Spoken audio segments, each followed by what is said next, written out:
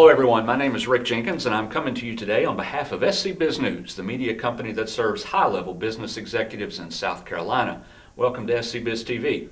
Today we'll be discussing how the pandemic has impacted the labor market in South Carolina and the employment outlook moving forward. Here to help me with the conversation is Herb Dew. Herb is the founder and CEO at HTI, or Human Technologies Incorporated. HTI is one of the Southeast's most innovative and versatile hiring partners, specializing in industrial staffing, professional recruiting, and plant startups and expansions. Herb, welcome. Thank you. Good to be here. It's good to have you here. I appreciate you coming by. I know you were busy, but I think this is a really important conversation, and for our viewers to know, we're going to be doing an outlook not only on employment, which of course you'll lead today, but construction and commercial real estate as well. We kind of think those are the three harbingers of where we are and hopefully where we're going as we come out of this craziness that was 2020. I know. It's exciting. 2021 is a new start. Right. And things look good. Things look good. So knock on wood that they keep going that way. That's exactly right. That's exactly right. Herb, you founded HTI, I believe, in 1999. We did. You have, you're headquartered in Greenville, several offices in South Carolina, and partnerships in 6-7 states. Give us that quick elevator speech. Well, we started in Greenwood, moved to Greenville in 2001, and that's our home office now. And we operate in actually 9 states now. So we've grown quite a bit. But our core is South Carolina, and that's where our corporate offices and all of our sales efforts start here in South Carolina. And at our core, we're a human resource company that's foundation really is tied to labor. Right. Most people see us as a staffing company, but really our growth over the next 5 years, I think, is going to be on this idea of helping companies see themselves and their use of labor as an intentional asset, and how can they go ahead and gain a more engaged workforce. That includes bringing new people in. Right. So we're very close to the workforce here in South Carolina. Got it. 2020, a year like no other. I think it's safe to say a year that none of us have seen even close to the likes of. It's crazy. A year ago, we were cruising along nicely, weren't we? Unemployment rates were minuscule. Then March 6th, I believe, the first cases of COVID in South Carolina were announced.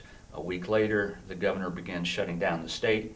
Here we are a year later, almost, and things are rough. How did HTI come through this over the past year? Gosh, I think we were like most employers.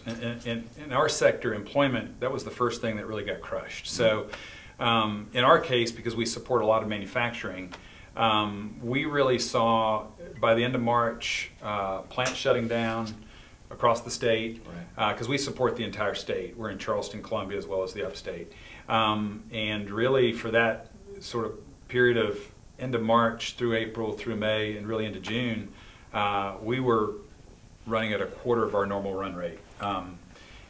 Permanent full-time hiring was stopped. Nobody was hiring full-time people. You did see some minimal layoffs. You saw shutdowns or furloughs happening. So I would say more so than 2008, 2009, the scariest period I've managed through was that period of sort of April, May, and June, because we didn't know. I mean, who's faced a pandemic? That's right. Right? And I think companies were really innovating on the fly and trying to figure out how to keep their businesses stable through that period. Speaking of innovation, that's a good segue. One of the words that became common use in our business lexicon over the past year has been pivot. Pivot. So many of us have pivoted, right? I mean, SC Biz TV that we're on right now was kind of one of our pivots. What was an HTI pivot? Oh gosh, I think we had a couple that were significant. I think early on it was, could we operate, because we're a retail business in the sense that people come in and apply at branches, could we then operate from home? So we immediately went to where we had to operate and figure out how to fill jobs, because we had a lot of customers that were essential. So we had to go ahead and continue to fill jobs and support those customers, but could we do it without having branch traffic, which really that situation we faced forced us to look and say, hey, we could do that, and really pivot to being able to operate and fill jobs without necessarily having people sit in branches. So that was a significant one. And I would say another one was really figuring out how can we go ahead and do large-scale hiring but not do it indoors. We actually invented, I'll take credit for this, but the drive-through job fair. Yes. HTI started that. That's You're right. seeing a lot of companies now doing drive-through job fairs that are, keeping people safe, but you know, running a lot of people through job fairs. But that was something we invented back in March and started doing, and all of a sudden now I see people doing drive-through job fairs all the time. Right. But, and you've got a really cool vehicle too. We do. The Jobmobile is out there, and hopefully a lot of people have seen the big green Jobmobile driving around. But because we can actually orient, drug test, we can e-verify, we can do everything on that Jobmobile. So we can literally be in front of a customer site and do all the hiring, and they can start the next day out of that Jobmobile. You know, one of the ways that this pandemic has impacted me the most is, and a lot of people are in this boat, but lack of interaction. Mm-hmm. You know, I like interaction. I like to hang out with friends and family and colleagues and go to networking events and all that kind of stuff. Well, I haven't done that for the most part in 8-9 months, whatever it's been. And I got to tell you, I'm a little depressed, man. Mm-hmm. I'm not happy about it, but a lot of people aren't happy, right? Yep. Yeah, and if you take a look at surveys around the country, I mean, 2020 there was a real reduction in happiness, and I think that that's something that has a lot of factors. I think certainly one of the things we're learning with people working from home is that disconnect with their team, and I think we're still working through what that's going to look like and how we're going to land long term. I think you're going to see companies shift a lot, and you're going to see people have maybe hybrid models where they are in office on scheduled days and they work from home on certain days as well. But gosh, I think the politics of the time, I think the constantly changing information regarding the virus and what we should do regarding that, I think just created a general, I don't want to say depression, but just an unease that just caused people to feel less happy in 2020. You sent me the link on the story that I read that, you know, it was behind those statistics. And, you know, one thing I found interesting was, if I remember right, the United States dropped year to year in terms of the happiness quotient from 79 to 70, but China went from something up to 93%. Up to 93%, right. Up to 93. Now, personally, I think that's because they're not allowed to be unhappy in China. They're too scared to say I'm not happy. That could be true. But China led the pack. I don't know what to think of that. Well, but, you know, I will say this. I mean, if you take a look at Europe, Europe's experiencing the same, proportionally the same feelings. I think the idea that you can't go out to dinner with friends, you've got to wear a mask constantly. You know, you're seeing, you know, communities, even if you look at the U.S., I mean, each state is really handling it very differently. If you went out and sort of looked at happiness in the different states, I think you'd see a lot of differences in that. I'm really proud of South Carolina because I feel like we've managed that pretty well. Yeah. And I know there are people watching that may have differences of opinion on that. But generally speaking, I think I was actually surprised statistically that there wasn't a deeper drop. I was too. Weren't you? I was expecting to really see, maybe we're at 30-35%. Me to too. not see that really catastrophic drop. Yeah. But I think what happened was, I think what you saw in people is really reconnect with their families, maybe reconnect more intimately with a friendship group or their kids or whatever it happened to be, to go ahead and sort of, actually what's interesting to see is how many more people, and I don't have that graph to show you, but I was looking at it this morning, how many more people began exercising that weren't exercising, like small things like that where they worked on themselves more during that period. Well, I tell you what, after making that comment about China, if I get killed by a drone a little bit later today, you'll know what happened. Yeah, well, you and I are not wanting to move to China. I don't think that's going to increase our happiness. Well, that's right. That's right. Let's talk about labor. I mentioned earlier that the unemployment rate minuscule a year ago now. I mean, we were all-time lows basically, right? And then the pandemic hit. It spiked huge. Then it has come back down quicker actually than I thought it would. Let's talk about that roller coaster ride. Oh yeah, yeah. We'll take a look at that. I mean, you can see in January we were one of the lowest, you know, in the United States. Yeah. And this is just to educate sort of viewers. Anytime you're down below 3%, I mean, there's a percentage of the population that has chosen not to be employed. So there's an unemployable percentage in there. So we were really almost at zero unemployment back in January, and that was really true going into March. And you can see what happened, you know, when and hospitality still crushed. Several industries that are impacted by this, particularly in the lower part of the state where you see they're really tied to tourism. Right. So you could see what happened, but take a look. I mean, we're a state that really, if you look at other states, we're number 4 or 5 in the country as far as recovering back on unemployment. So we're back to where we're pretty healthy on unemployment. And, you know, that 4.4% in South Carolina is still largely industries that are still struggling a little bit, but a lot of those people are redeployed into other sectors. So, so I love that, particularly when you look at other states and how that compares in other states. So if you're in California, you're not going to see that kind of recovery. If you're in Michigan, you're not going to see that kind of recovery. But South Carolina and some of the other southern states, you really see that kind of rebound. And I think that, again, speaks to how we pivoted as a state around trying to get businesses back open and working again. Well, when I saw it, I thought it had to be a mistake, to be quite honest with you, because of the hospitality industry. I mean, let's face it, it drives the low country in many ways, and we all know it was decimated, and because of that, I certainly did not expect to see this. But let's talk about other industries.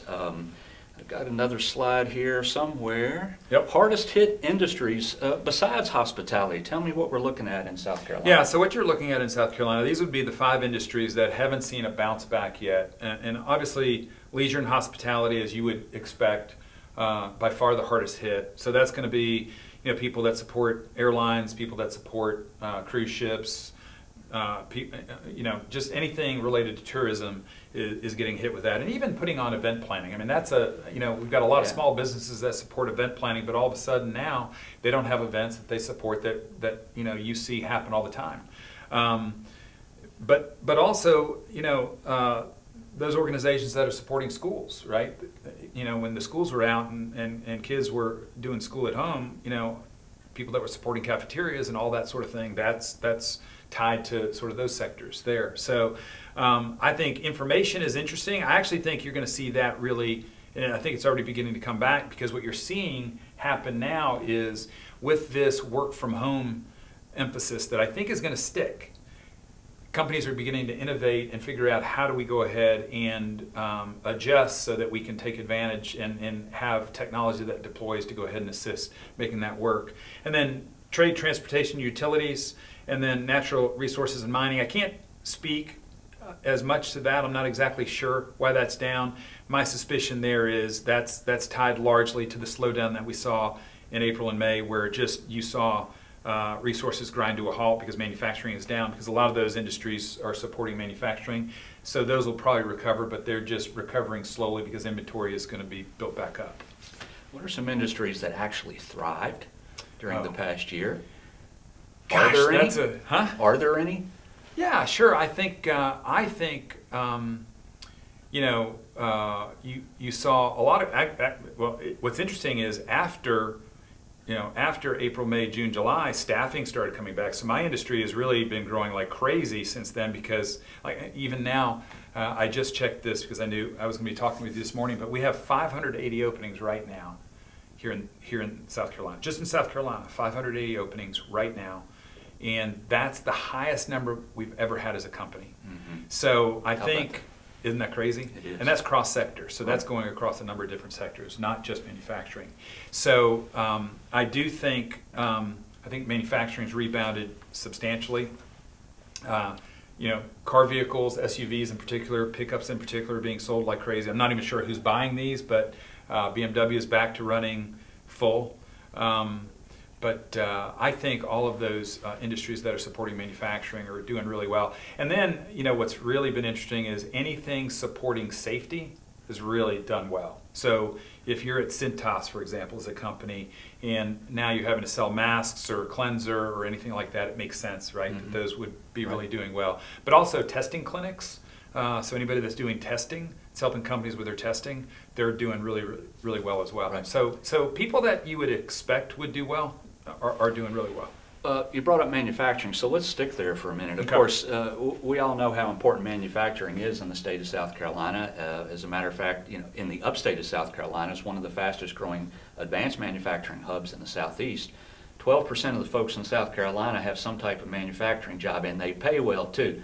$70,000 on average for an annual salary in that industry. How did manufacturing do? It started out rough, tons of them pivoted. Give us the rundown on manufacturing. So the thing I love about manufacturing as a general sector is you know, for us to compete with Germany, Japan, China, some of those countries, American manufacturing really through the 70s and 80s had to evolve and become nimble. So I think by the very nature of being successful here in the U.S., it had to be innovative. So I think they were positioned well for this. So if you took a look at, you know, March, April, May, they very quickly did what they had to do to stay ready. And then as soon as production picked back up, they were able to sort of re-engage very, very quickly because I think they're just positioned that way. Right. So if you took a look at July, which was a crazy month, because everybody was staffing back up, that was probably the most insane month I've ever worked through, because simultaneously thousands of employees were being, you know, redeployed, being brought off furlough, being brought off unemployment, and then going back to work. So July, August, September, really by the end of September, we're almost at our run rate that we were at in February and March. And if you take a look at the numbers now, we're actually running ahead of where we were in February and March from last year. So we've hit that level we were at, and we're above it. And that's a testament really to South Carolina, and it's a testament to manufacturing companies being able to go ahead and stay tight. And you didn't see layoffs. I mean, companies didn't lay people off. They furloughed them, utilized the unemployment insurance that came down through the CARES Act. I thought managed that well and made sure that they protected their people so they didn't lose that talent somewhere else. I'm glad you brought that up. Let's talk about that. The Paycheck Protection Program. Right. Was that wide? Did you see that widely used? I mean, did we save a whole lot of jobs because of that?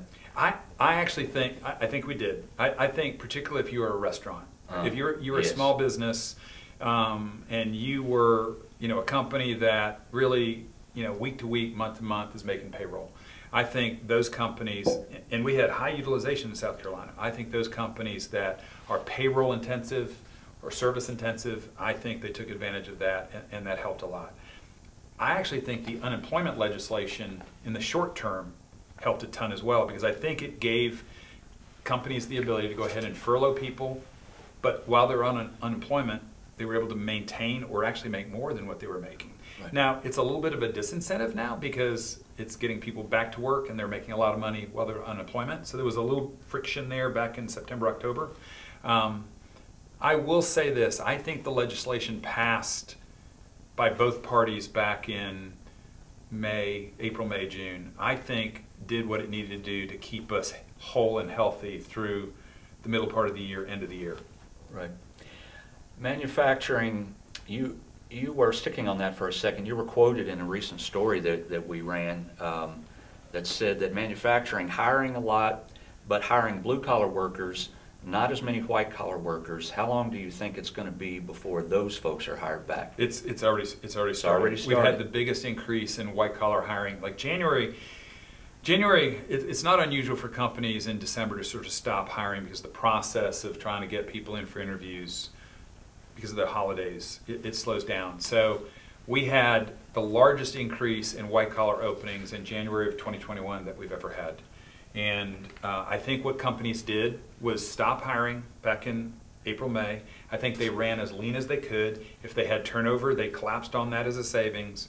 But I think what's happening now is I think facilities, plants, even non-manufacturing companies are saying, wait a minute, I need to fill that accounting job or that engineering job or that sales job. And so we're seeing a huge amount of hiring beginning, which is great news for the people that were unemployed and are starting to look for jobs. Because a lot of people out there, the unemployment didn't get them all the way home for their salary. Right. So I would say in the first and second quarter, you're going to see a lot of recovery in that area. Good to hear. Yeah. Let's switch gears. Working from home. You know, I think, Herb, and you're going to be the one to answer this, but I think when all this is said and done, there are going to be more people, you know, when the pandemic, knock on all the wood we can find, is safely behind us, I think this is going to be one thing that sticks, and that more people than ever are going to be working from home, and I think that companies will have discovered that we can work remotely and save money because we don't need as much brick and mortar. Right. Is that true? Yep. So something I tell all my young leaders, disruption, if it's managed well, breeds innovation, right? So I don't think you would have seen all these companies face work from home unless they had to. Right. So I think that disruption of being shut down or being forced to go ahead and isolate would have caused so many companies to go ahead and explore the idea that can we be effective working from home.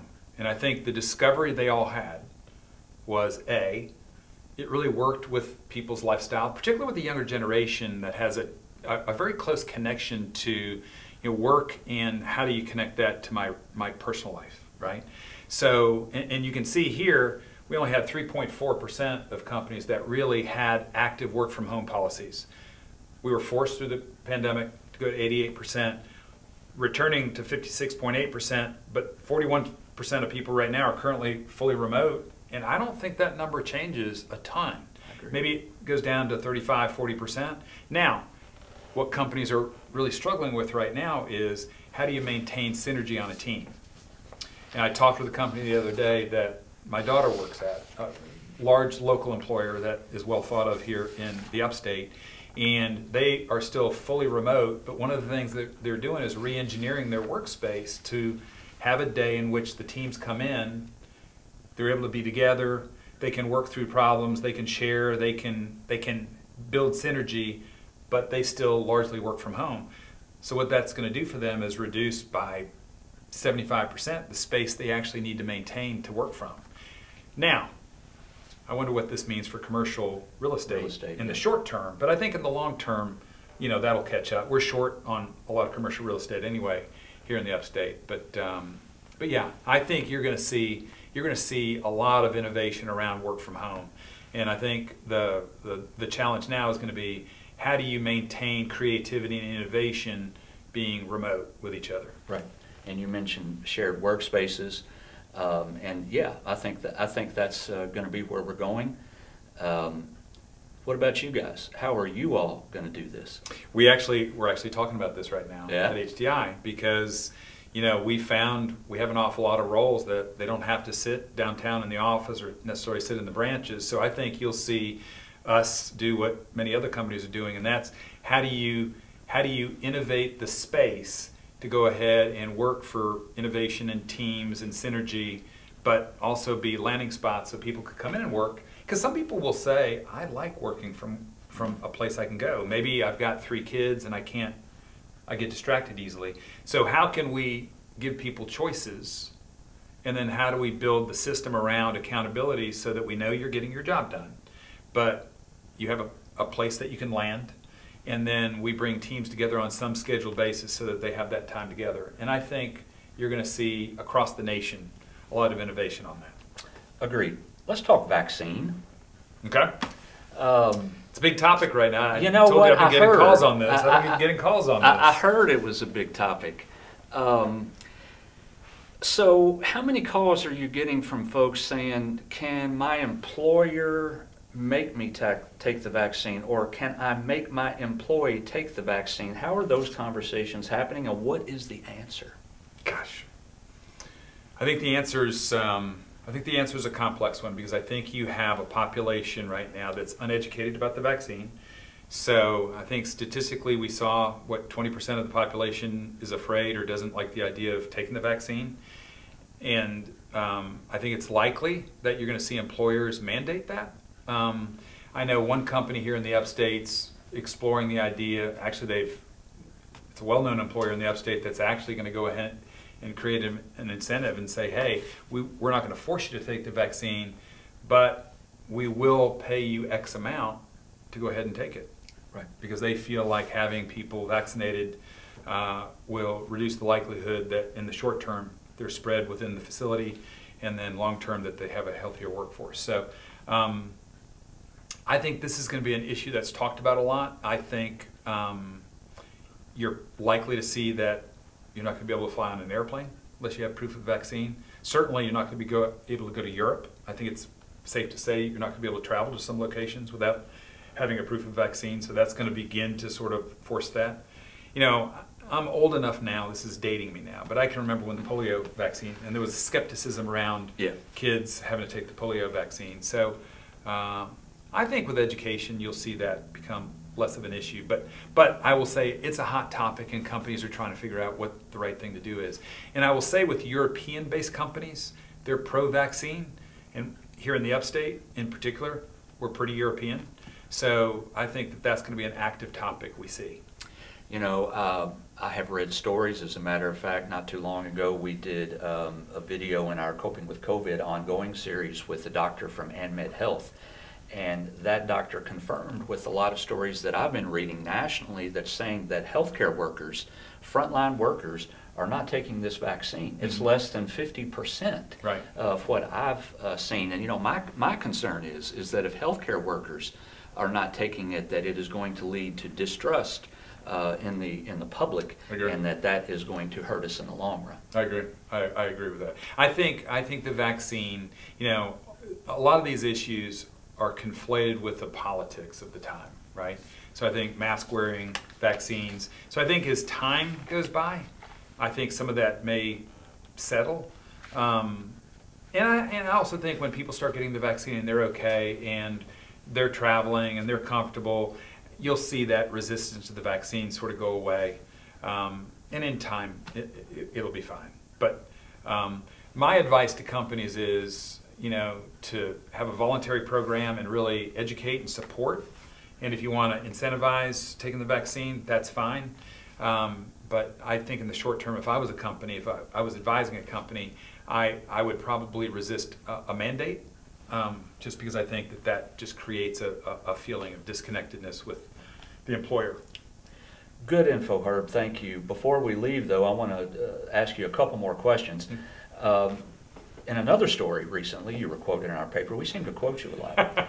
That's good. That is good. And you were talking about workforce development, and you said in that story, and I want to make sure I get it right, that whichever state makes a cohesive effort at workforce development, making it more than a concept, will be the state that takes off. Mm-hmm. What does that mean? What that mean, you know, the thing I love about my job is I get to watch multiple states' workforce development. And the thing that I always brag about with South Carolina is we're not afraid of the topic of saying, what do we do? What do we do to go ahead and set ourselves up for the future so we can attract those businesses we want to see come into the state? And that's a lot of different people that have to be in that discussion. So how do we go in and talk with high school kids and make a good case for maybe a four-year school is not the right direction? Like a maintenance technician. You go to Greenville Tech and you get a 2-year maintenance technician certification. You know, those men or women coming out, first year they're making $80,000, $90,000 a year. Whereas an engineer coming out of Clemson maybe is starting at 65 or 70, right? So I think we have to not be afraid as a state of going out and really educating and giving people different choices, number one. And then I think it's also having the tech schools, which I love here in the state. I feel like I think employers in the state are connected to the tech schools and the tech programs and developing programs that will help educate people so that when they start working, they're qualified and ready to go. Because we want as a state to begin to attract higher technology industries which are higher paying, right? We don't want to always attract, you know, $13, $14 an hour employers. We want to attract that $21, $22, $23 employer that's paying a high wage. So I'm passionate about this. And the other place this starts with, and it's sort of our mission, I'm going to advertise HTI a little bit here, but our mission, my mission over the next 5 years is to help begin coaching companies to understand if you want to go ahead and attract employees that can improve your bottom line, you need to start looking at your employees as an asset. And then what can you do culturally to change your culture internally to go ahead and have yourself become an employer of choice, so that people seek you out and say, hey, I want to work there because I've heard that's a good place to work for a number of things that isn't just about pay. Because right now what's happening with the low unemployment rate is people are throwing a lot of money at pay rate, but it's not always pay. A lot of times it's just being heard or feeling like you know what your development looks like or that you're tied into the mission of the company.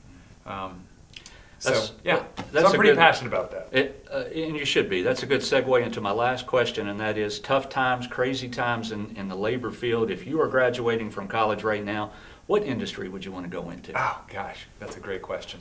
I think an area in South Carolina that I'm really excited about, it's a growth area, is life sciences. And I think we're still a little under-equipped educationally for that. I know we work with one of our big customers, Charles River, down in Charleston, essentially makes a drug that goes ahead and sterilizes IV fluid. Mm-hmm. And I think South Carolina is really, we brought Arthrex into the upstate here recently, so they're making joints and hips. So I think life sciences and the support of life sciences is an industry that I would suggest people go into. I think Clemson's positioned well for that. I think College of Charleston is starting to look at areas of expertise in that lane. So I would say life sciences is an area to look at, not just from a healthcare standpoint, but from a support of healthcare. And then I would say the other area is logistics. Yes. Right? I think logistics is fast growing and it's underutilized. There are not enough people coming out of colleges or tech schools that have that experience of understanding planning, transportation, purchasing, scheduling, all those fields. And those fields have had the highest growth in salaries over the last 10 years of any manufacturing related field. Good information, good advice. Herb, thank you. Thanks for having me here. Folks, that is Herb Duke. He is the CEO and founder of HTI, Human Technologies Incorporated, and he was here talking about the employment outlook, and we certainly appreciate him being here. Folks, stick around on SC Biz TV and see if there's anything else you might like to see. We've got a couple more outlooks coming out fairly soon, one on construction and one on commercial real estate. Hope to see you again soon. Thank you.